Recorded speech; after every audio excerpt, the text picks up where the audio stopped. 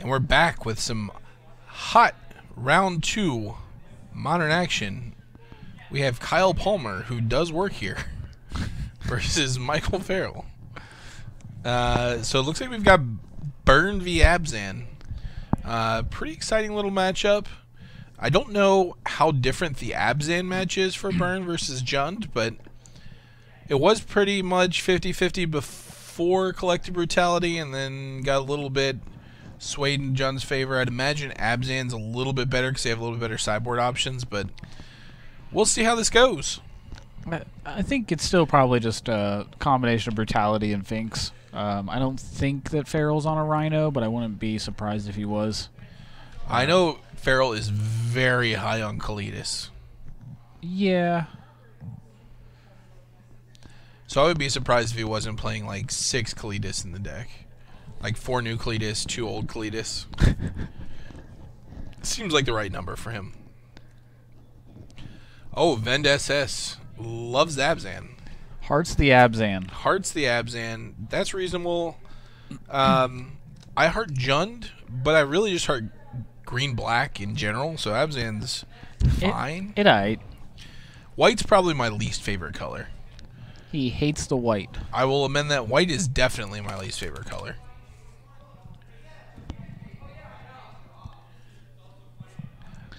I don't know if you're telling us that Farrell plays Rhino in the main or asking, but not sure. Last I heard, he was very high on Kalidas in the main, which would kind of preclude him from playing the Rhino.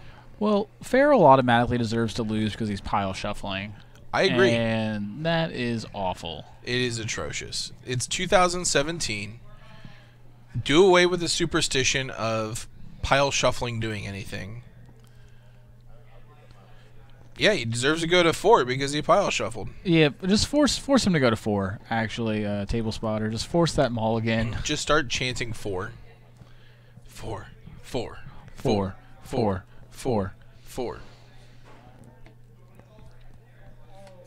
Alright, he's keeping 5. Our chance didn't work. Well, we tried. We tried really hard. If his pile shuffling worked, then our chant equally had just as much chance working. Yeah, they were exactly the same percentage chance of working. Turn 1 Goblin Guide, not what Farrell wants to see, unless this is a land. Oh, it's a Rhino. It's a Rhino. Get your horns up, Vendis. I'm going to call you Vendis. I don't know if that's your name, but Vendis, get your horns up. Hoping to see some more lands so that Rhino can crash in. Yeah. I can't. A second Goblin Guide. I don't know if. Oh, that is a mountain. No, well. A Guif. So with the second Goblin Guide trigger on the stack, Farrell is sacking his fetch land. Going to shuffle up the deck. Wants another shot at hitting a land. Try to get another whammy. You drew a 4-drop. You're probably going to lose unless you cast it. You might still lose even if you do cast it. It's a good 4-drop. Ooh, and he's got a push for one of these Goblin Guides. A push for one of these Goblin Guides is a big deal, but he's still way behind. Let's resolve this trigger. Oh, there's a path. Getting the basic swamp there. I wonder what that signals for the rest of his hand. So Kyle's suspending a Rift Bolt. And has the Shambling Vent so that when he does turn the corner, he's going to turn the corner pretty easily. Shambling Vent, real good. Shambling Vent is very good. Leaves Kyle with a Searing Blaze. And honestly, that was a really well-timed Inquisition, and Farrell's in a pretty good spot here. He's not in a bad spot. Okay. Him going to 10's a little rougher than I thought it was. My mistake. Yeah, 10's not great, but you have a removal spell for this Goblin Guide. Oh, okay, yeah. Farrell's in trouble. Gets the land, past the Goblin Guide. Palmer now has Skullcrack, land, Searing Blaze. He's going to hold on to that Searing Blaze so that he can hit whatever Farrell decides to play. If Farrell never plays anything, then you can never cast it, right? Yeah, then Kyle just has to draw other burn spells for these infinite time that he's got.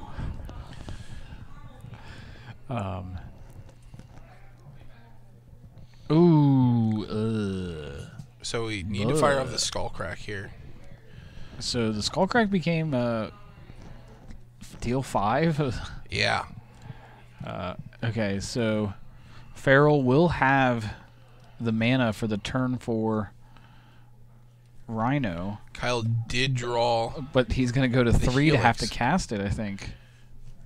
Yeah, if he goes to 3, he's just dead. I mean, he doesn't have any alternative, but... Well, the alternative is drawing a land that doesn't hurt him and then just firing up the Shambling Vent. That's true. But I think if you draw the land that doesn't hurt you, then you just cast the Rhino anyways, right? Right, unless it's a land that doesn't hurt you this turn. What did he draw? I think it was a Maelstrom Pulse? That doesn't do anything. Farrell got lit up this game. You'll go to 3 and you'll get Lightning Helixed. GG's. That'll do it. So, Burn taking down the Mulda 5 on Abzan. Farrell made it a much closer game than it had any rights to be, so we'll give him that. Yeah, definitely.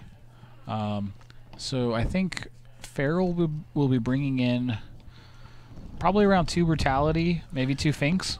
Yeah, 2 Brutality, 2 Finks is pretty standard. Hopefully 3 Rhino in addition, so that we can see all the Rhinos. You know, I'm not a big fan of Rhino and Abzan, but if Farrell's going to cast it against the Burn player, I want to see it. Yeah. A big fan of Rhino. A little sad I don't like him more in Modern. Sure. So Rhino's interesting here in that being a 4-drop, he's safe to cast against the Eidolon. Yeah. And 3 life is basically a whole card against Burn. So it does a tremendous amount of work and stabilizes you in ways that even stuff like Kitchen Finks and Brutality can't in the late game. So it's pretty interesting in this. It's a little costly, but as I mentioned, there's 2 sides to that as well. Yeah. I'm unconvinced. Sure, it's a playable card against Burn. I just don't think it lines up well against the rest of the format. Oh yeah, no, I agree. So 4/5 is just going to bounce off of Tassigers, die to Anglers, die to Death Shadow. Probably too slow for Affinity and doesn't really do anything against them anyway. Too small for Eldrazi-tron. Doesn't really. It's not fast enough to be like an aggressive card in the matchups where you need to be the aggressor. Yeah. So I would agree that it's not particularly great in this meta, but hey, man, sometimes you just want to jam Rhinos. Hey, I can't fault a guy for wanting to jam Rhinos. You can, but you shouldn't. And I imagine Kyle's probably bringing in some number of paths and taking out those landfall burn spells. What are those? Searing Blazes. Searing Blazes. I see a Searing Blaze. Okay, well, I stand corrected. So Searing Blaze is pretty good when you have to bolt the bird, so maybe he's anticipating Hierarchs here. Okay, he could be anticipating Hierarchs or even just Bob. Yep, even Bob. Alright, so we've got a Path Goblin Guide, a Revealed Lingering Souls. A pushed Goblin Guide. Sorry, a pushed Goblin Guide. Very different. And the turn 2 Goyf is really where you want to be at with... a 2/3, though, with an instant in the yard is a little bit rough. I don't think he's going to pay for it because Kyle has the land. Yeah. So it's up to a 3/4. Safely out of bolt range.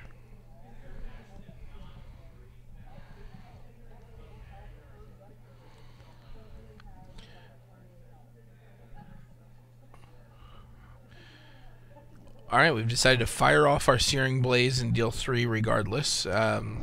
Just to get the 3 to the dome, which is a reasonable play if you don't think you're going to have the opportunity to do that anywhere else. Oh. And this is a Collective Brutality escalating once, so he's going to dome Kyle for 2, gain 2, and then he's going to get a pick of the litter on instants or sorceries in Kyle's hand. Probably just this bolt Yeah, just probably take the bolt. I think that I see... I think there's 2 other Searing Blazes. Yeah, these Searing Blazes should just be pass. They shouldn't be Searing Blazes. I'll give you that. Yeah. And so... And then we're going to get to attack for 3 if he wants it, but... I want it. Yeah.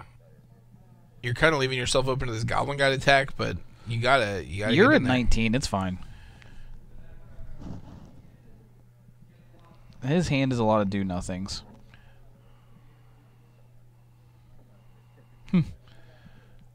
Skews is a big one.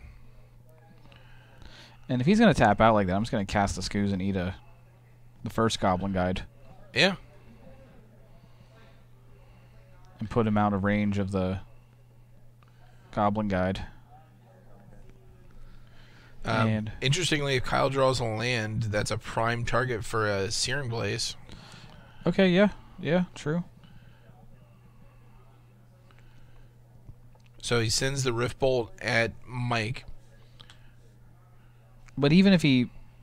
Yeah, it's not ideal. Okay, so he drew the land, and he's going to Searing Blaze the Scavenging Ooze.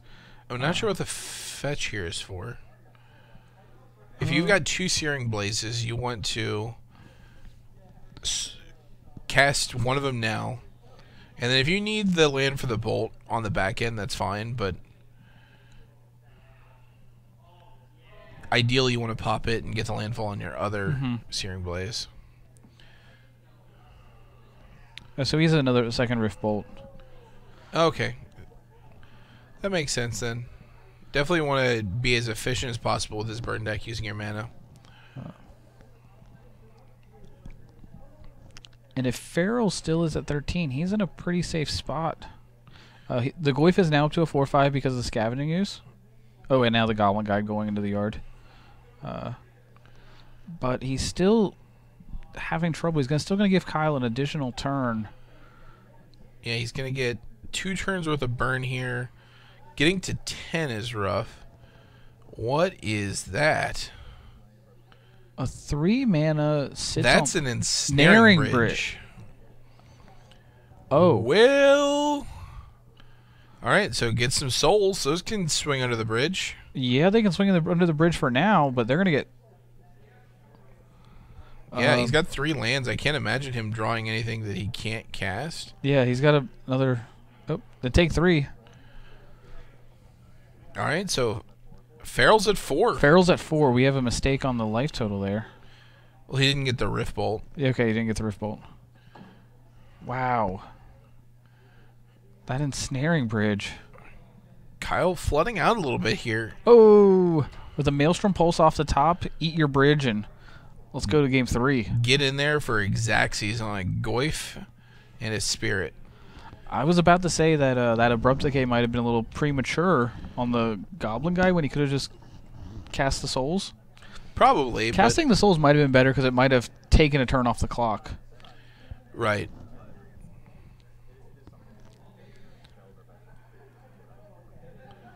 I was not expecting Bridge out of the board. I was not either. I've heard of it, but Yeah. I've never seen it, and that's interesting there. Yeah, it seems fine. Yeah, totally reasonable. A little strange in this. Well, I don't think it's strange in this matchup. Everything they have is going to be big. You're going to aim your burn spells at Bobs, so those aren't sticking around. It's a little awkward with Souls, but you're going to win any race with just Souls tokens. I just mean it's a little awkward against the deck that has the artifact removal in the main. Oh, yeah. Or like I guess even post board, they're still going to keep it in against you. It's not like you're getting somebody who's... Right. Although if I'm taking out removal spells, the Pulse is probably the first thing to get taken out. Probably, but I think if Farrell's on Bob's, then Bob's come out immediately, and then Thoughtseize has come out. Yeah. And yeah, I think I would just rather have Pass or something like that. Yeah, I would rather have Pass than most of the cards in Kyle's deck. Not most of them, obviously, but So like I the think- Searing Blazes, the... Yeah, I think some burn players overboard Path. I would probably want 2 or 3 though, not the full 4. Do you play any in the main? And burn? Yeah. No. No. Seems bad.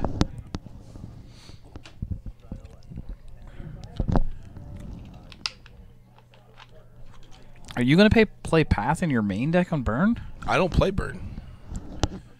Never. I've played some Burn in my day. Have you? Yeah, I'm not. You look like you've played a little Burn. I'm not that good at math. I'm really bad at math. So don't play Affinity. Well, don't play old school Affinity. New school Affinity is not nearly as math intensive. Wait, old school Affinity? That was easy. You just count to 10, you swing for 10, and then you disciple them for 10. It was a bit more complicated than that. It really wasn't.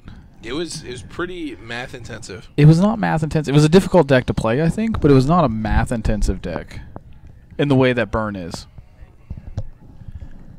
You are milking a stone with Burn. Oh, sure. So Farrell with a turn 1 Inquisition.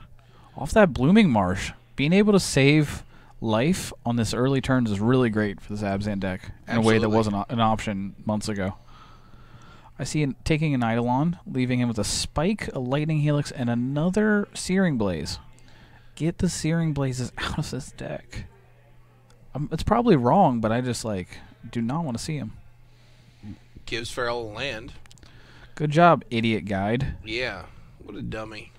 Stupid goblin. I see a Rest in Peace. That's aggressive. It's pretty bad. So I see that a lot, having played a lot of Goyf decks. People bring in Rest in Peace against me, and it never feels bad for me. I'm just like, all right, well, whatever. I had some bad beats a few weeks back with Affinity bringing in against Rest in Peace against me, but... Affinity brought it in? Yeah. That's weird. That's weird.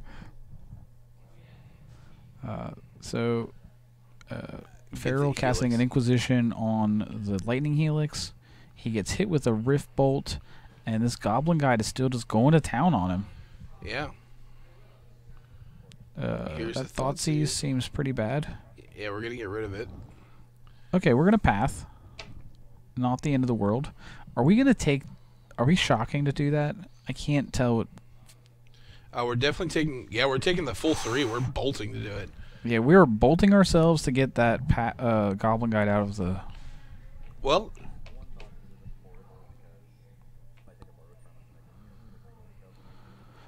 Farrell trying to justify to his opponent why he would still have Thoughtseize in the deck, and he's just wrong. He's not right. I mean, I could see it being better than some sideboard cards, but being better than, 10 sideboard cards is a bit of a stretch. Yeah, so his argument was just simply, because I'm looking over here at the table, that, there's the Finks.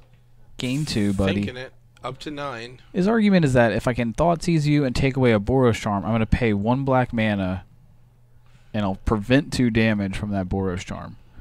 But the thing is by you paying that 1 mana, they're getting free 2 damage, and they're never going to have to lose the tempo having to play the Boros Charm to get it.